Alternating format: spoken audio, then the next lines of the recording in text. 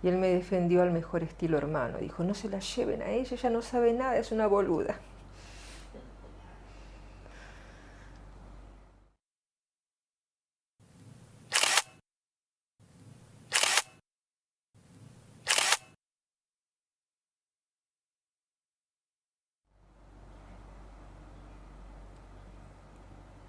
Nos fuimos 3 veces de casa, porque cayeron compañeros. Y un día llegué a mi casa y mi mamá tenía preparado un bolsito con ropa mía y me dijo, bueno, ahora te vas con tu hermano. Y Gustavo le había explicado que si lo iban a buscar a él y no estaba, me iban a llevar a mí. Bueno, y mi mamá se quedó muy mal, pero entendió que era lo mejor. No era consciente de lo que estaba pasando realmente. No era consciente de lo que podía pasar si nos agarraban. Y ahí lo que aprendí fue que cuanto más pobre es la gente, es la familia, más te dan. Nunca nos faltó de comer. No había comodidades, por ahí teníamos que dormir sentados, no tenían un baño instalado, cocinaban en una hornalla, pero siempre había algo para que comiéramos y no nos dejaban en la calle. En cada lugar donde estuvimos aprendí tanto de la solidaridad, del compartir, de la humildad. Aprendí tanto de mi hermano en esas situaciones, porque ahí dejé de verlo como hermano. Ya era un hombre que le hacía frente a las adversidades, un hombre que me estaba cuidando. La verdad que fue un ejemplo en muchas cosas. Era una voz adulta, era una voz sensata. No era alguien que dijera pavadas, no era un pibe de 17 años que tenía sus cosas inmaduras, ¿viste? Pero era pensante. Gustavo era inteligente, era muy inteligente. Gustavo creció muy de golpe porque nosotros nos vinimos a Buenos Aires cuando murió mi papá. Y murió de un día para otro, no es que estaba enfermo. En esa época era muy común decirle a los chicos, sos el hombre de la casa. Y Gustavo tenía 10 años.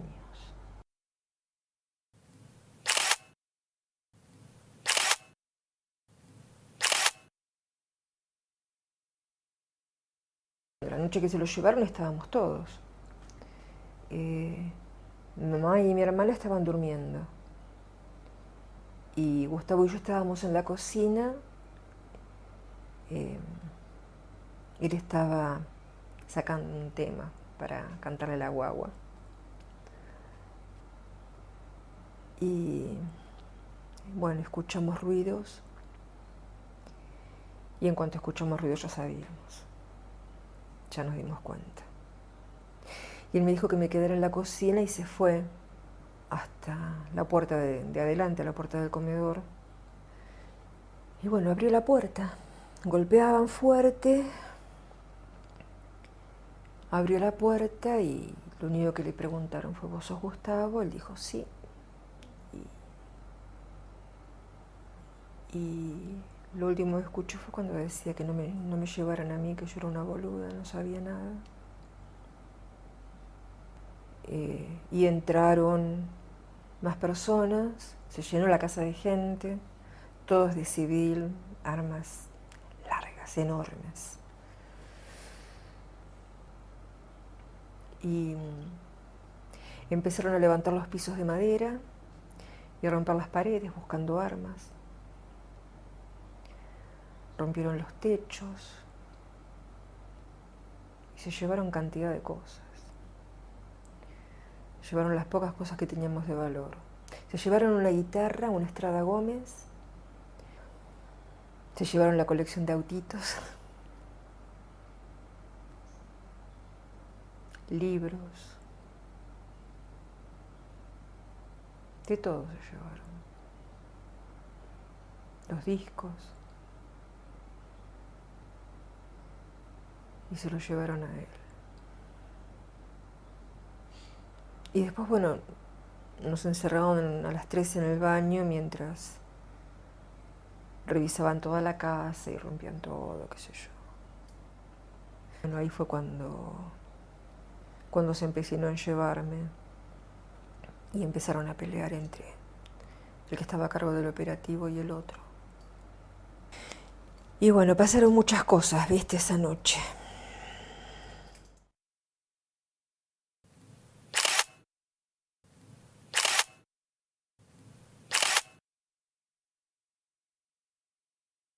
Bueno, la historia de mi familia está muy relacionada con la historia de América Latina, ya que mi mamá nació en Uruguay, ella se enamoró del Paraguay, se queda a vivir ahí, hace la escuela primaria, la escuela secundaria, se recibe de maestra y empieza su carrera de bioquímica farmacéutica. Empieza a militar desde muy joven en lo que es el Partido Febrerista, el Partido Revolucionario Febrerista, que es un partido socialdemócrata, y empieza a recorrer los pueblos del Paraguay, donde estaba como muy arraigado el machismo, ¿no? Mi mamá rompe con todos esos esquemas desde que estudia, trabaja y empieza a militar.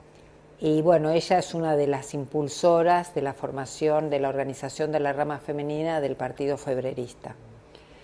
Bueno, en el año 47 ella se exilia a la Argentina y aquí en la Argentina lo conoce a mi papá, que también era militante del Partido Febrerista, también se había exiliado, se conocen, se casan acá en la Argentina y bueno, y nacemos nosotras, 3 hermanas. Y mi casa siempre fue una casa donde se habló de política, donde era un tema cotidiano, cuál era la realidad, no solamente de la Argentina, de Paraguay, de América Latina. Nosotros conocíamos la historia de Chile, la historia de Uruguay, la historia de Bolivia, la historia del Che Guevara, de Cuba. Y nosotros crecimos conociendo y participando de toda esa vida política que tenían mis padres.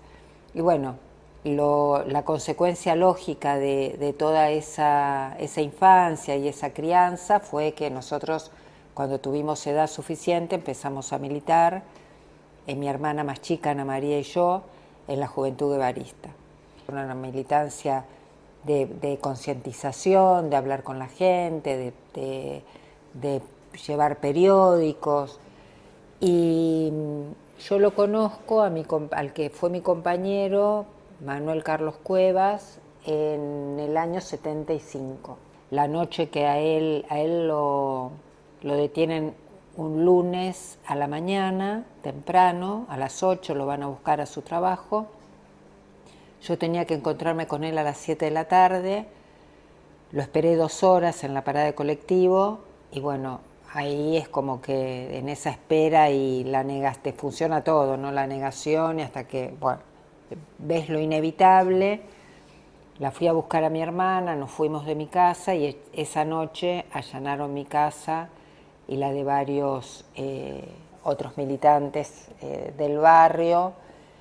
Y bueno, a partir de ahí yo ya no volví a vivir a mi casa, ¿no? Mi mamá junto con mi suegra empiezan la búsqueda.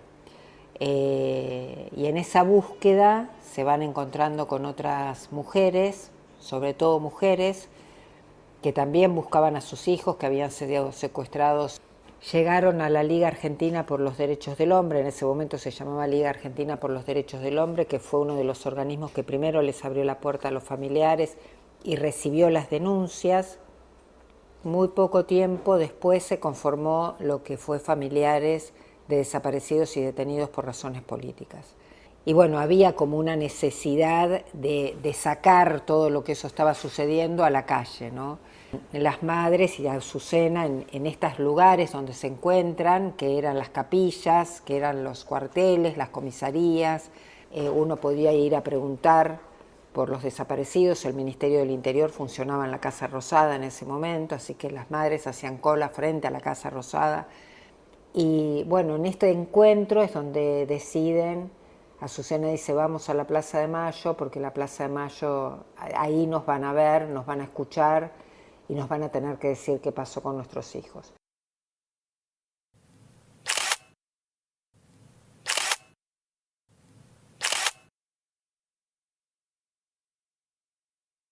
Bueno, el tema es que las madres llegan a la Plaza de Mayo el 30 de abril de 1977 y esa manifestación de las madres, ese ir a la Plaza de Mayo y quedarse y permanecer y volver cada jueves, es lo que hace posible la democracia y hace posible después que se juzgue a los responsables de la dictadura militar.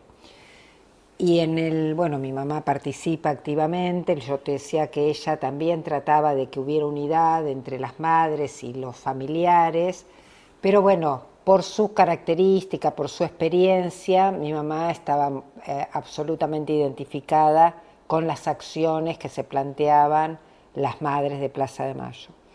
Y bueno, el 13 de junio de 1977 la secuestran a mi hermana Ana María de la parada de colectivo. Ella estaba embarazada en ese momento de 3 meses y permanece desaparecida en el campo de concentración, el Club Atlético, también durante 3 meses y medio, y después es liberada. Y mi hermana la largan en lo que era mi casa en Parque Chas, donde ya no estábamos. De ahí ella llama a mi tía y se la llevan a la casa de mi tía nos avisa a la mañana, la largan a la madrugada, a la mañana nos avisan, la vamos a buscar con mi papá y mi mamá llega a la noche. Y cuando mi mamá llega dice, tengo buenas noticias, tengo noticias de Ana María. Entonces dice que había salido una chica de un campo de concentración, que había estado con otra chica embarazada y que le había hablado de las madres de Plaza de Mayo, entonces ella decía que esa tenía que ser mi hermana. Nosotros también tenemos noticias, Ana está en la pieza. Y bueno, te imaginas la emoción, la verdad que fue un momento increíble. Y ahí Ana nos cuenta que había estado en el lugar donde ella estaba Teresa Israel. Era una de las pocas abogadas que presentaba habeas corpus en ese momento, era militante del Partido Comunista, la habían secuestrado y Clara Israel era miembro de familiares de desaparecidos. Y mi mamá, eran 11 de la noche, estábamos en Castelar, nos dice, vamos a avisarle a Clarita que su hija está viva.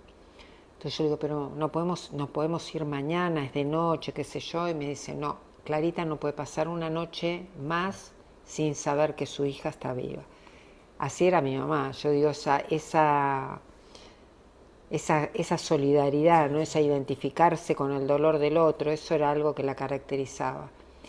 Y bueno, mi mamá volvió a la plaza y cuando ella vuelve a la plaza, sus compañeras le dicen, bueno, Esther, vos ya encontraste a tu hija, no vuelvas, quédate, está todo muy peligroso.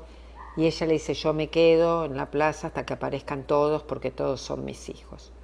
Vamos a Brasil, ya nos fuimos mi hermana y yo solas a Brasil y ahí pedimos asilo en el ACNUR, en las Naciones Unidas.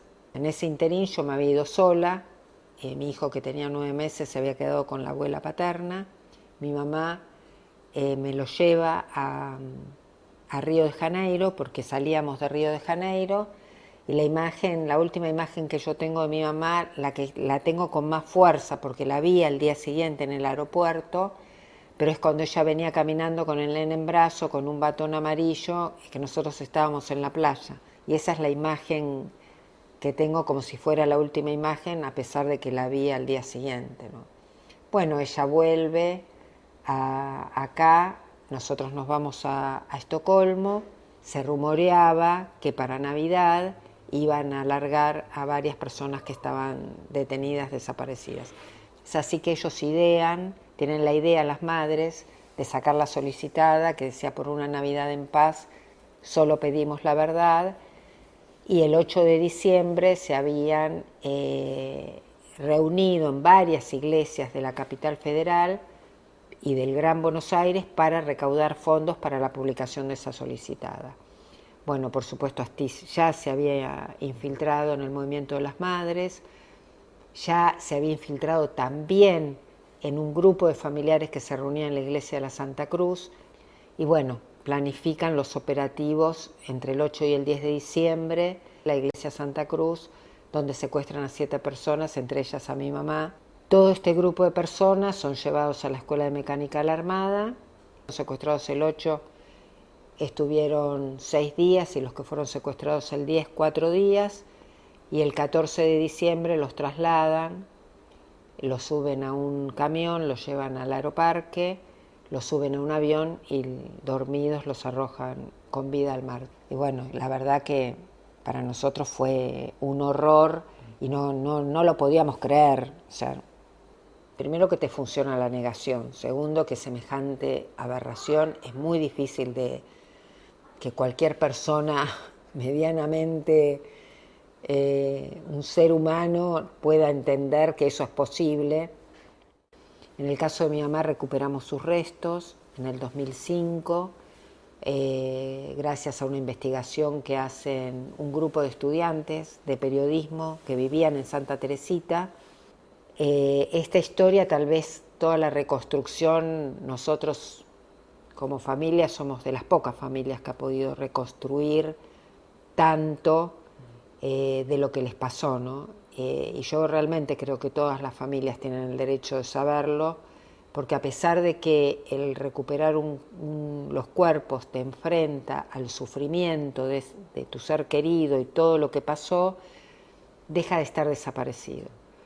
Y le devolves el nombre y tiene un lugar, y uno tiene un lugar donde puedes ir, llevar una flor, hablarlo, llevarla a tu nieta, lo que sea, ¿no?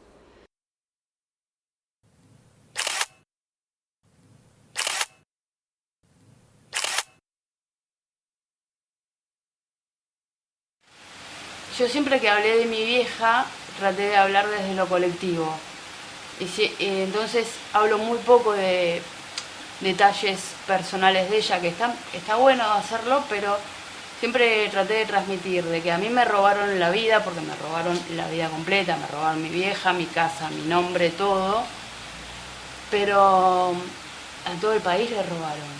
Y el ejemplo para mí es mi vieja, pero es por lo que ella laburaba. Ella tenía un sueldo de enfermera, alquilaba, me mantenía sola a mí y encima se estaba pagando en el banco hipotecario una vivienda propia, para en un futuro tener una casa propia. Y esa era la realidad del laburante argentino hasta el año 76. Tenía la posibilidad del ascenso social, de vivir con dignidad, con un laburo, con su laburo. Y los argentinos hace muchos años que dejaron de tener esa dignidad en lo laboral. Entonces nos robaron eso, y eso se lo robaron a todo el país. Así que siempre trato de transmitir eso. A mí me ocurrió una tragedia para todo el país también. Y esa tragedia se sigue viviendo hasta el día de hoy, la económica. ¿Cómo puede ser que no se estudie el Plan Cóndor? El Plan Cóndor fue un plan económico. ¿Cómo puede ser que cuando tengas una clase de economía no te expliquen este plan económico? Fue un plan económico que se necesitó realizar un genocidio para implementar un plan económico. ¿Cómo puede ser que que los pibes no sepan eso? Y bueno, y en ese exilio conozco a la que es la compañera de vida mía, Mabel, y en el año 84 regresamos al país. En aquellos años, en los primeros años de la recuperación de la democracia, nosotros que habíamos estado afuera del país y volvíamos al país, nos dábamos cuenta que la sombra de la dictadura genocida todavía sobrevolaba la sociedad argentina. Era difícil hablar de qué nos había pasado, qué había pasado con nuestros familiares, por qué nos habíamos tenido que ir.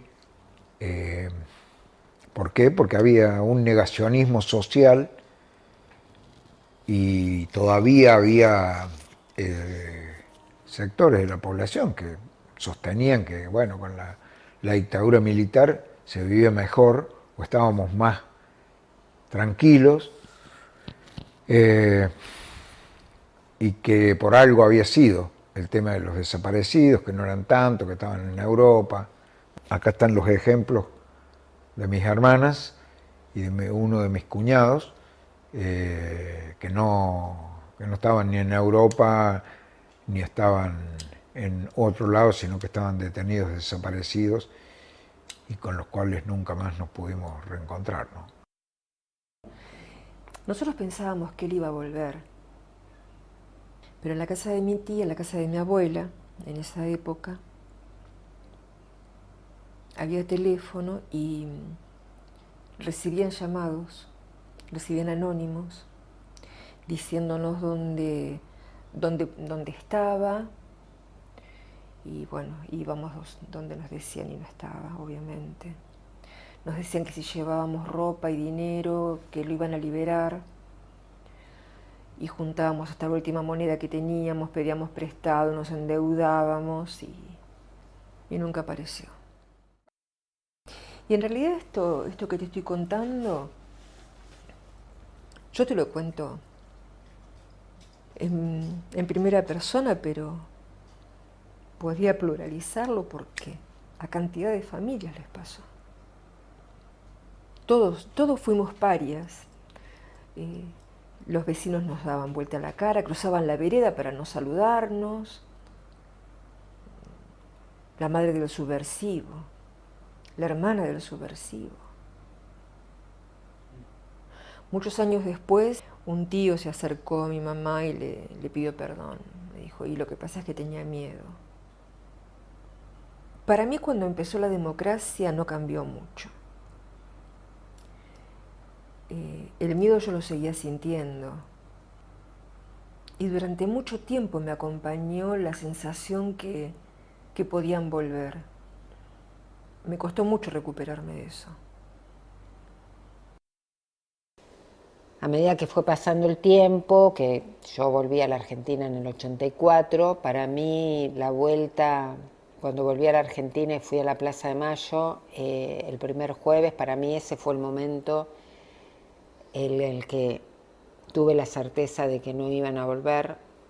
Habían pasado muchos años ya, pero para mí ese fue, hasta ese momento tenía alguna, no sé, esperanza, no sé cómo llamarle, pero en ese momento dije, no van a volver.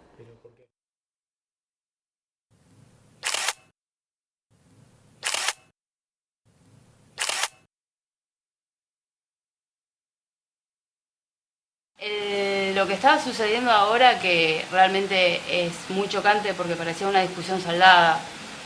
O sea, volver a discutir si son 30.000, si no son 30.000, si los genocidas tienen que estar presos o no. O sea, es muy sorpresivo.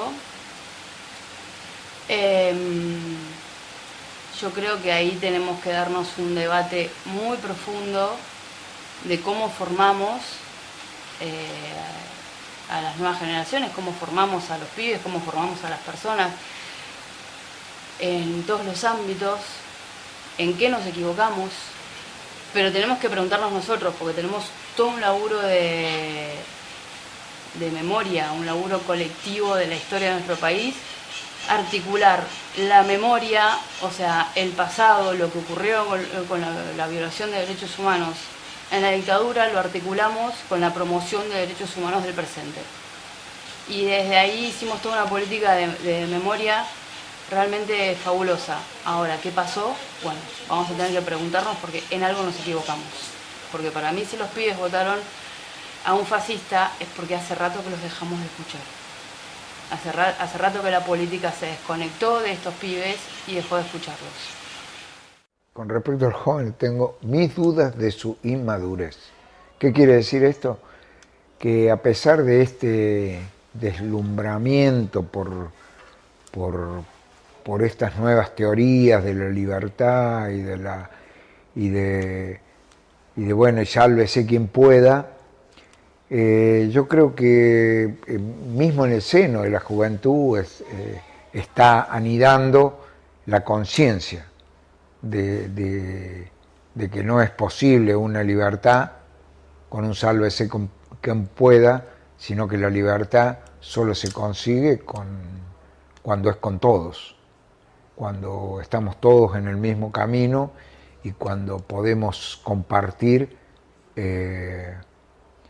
una mejor vida con la sociedad. Yo creo que ahí está la libertad que uno tanto desea y tanto deseábamos nosotros como parte de esa generación que fue diezmada.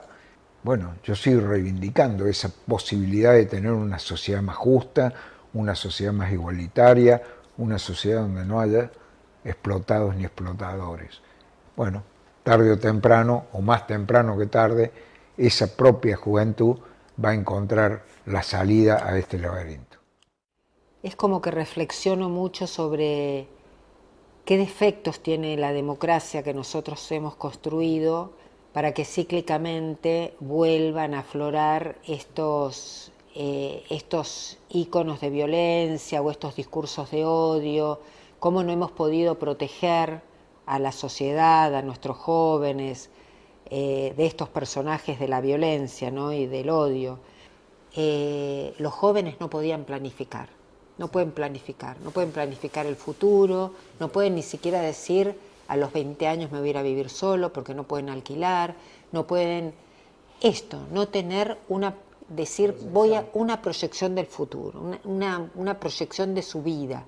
Entonces yo creo que eso es muy frustrante, pero nosotros que hemos vivido tantas cosas tan tremendas y que además la Argentina tiene una historia de lucha muy importante, desde la constitución misma de la patria se han confrontado dos ideas, dos modelos de país y así fue siempre. Yo creo que el pueblo argentino se va a rebelar porque además tenemos derecho a rebelarnos contra alguien que nos está oprimiendo. Siempre yo soy optimista, siempre creo que en el ser humano siempre está lo mejor y lo peor y uno siempre apuesta por lo mejor porque además lo hemos conocido, ¿no? Nosotros hemos vivido otra época, otra hermandad entre las personas, otra solidaridad y eso me parece que es lo que va a primar en algún momento. Bueno, dice, estos especímenes, habla de los compañeros, ¿no? No dejaban de soñar y de construir hermosos mundos, mundos de hermanos, de hombres y mujeres que se llamaban compañeros, que se enseñaban unos a otros a leer, se consolaban en las muertes, se curaban y cuidaban entre ellos, se querían, se ayudaban en el arte de querer y en la defensa de la felicidad. Esto es de Gioconda Belli, de los portadores de sueños. Pero para mí es para todos los compañeros, para los 30.000, porque los define, exactamente así eran. Y eran 30.000, son 30.000.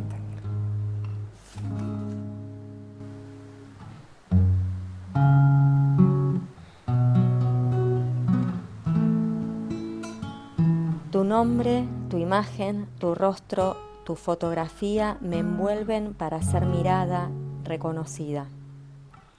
La necesidad de poder hacerte presente, porque esa presencia se enlaza en mi vida. Esa marca que se vuelve palabra, que intenta cicatrizar para la memoria, no solo mía, sino de un pueblo que como yo reclama no olvidarte.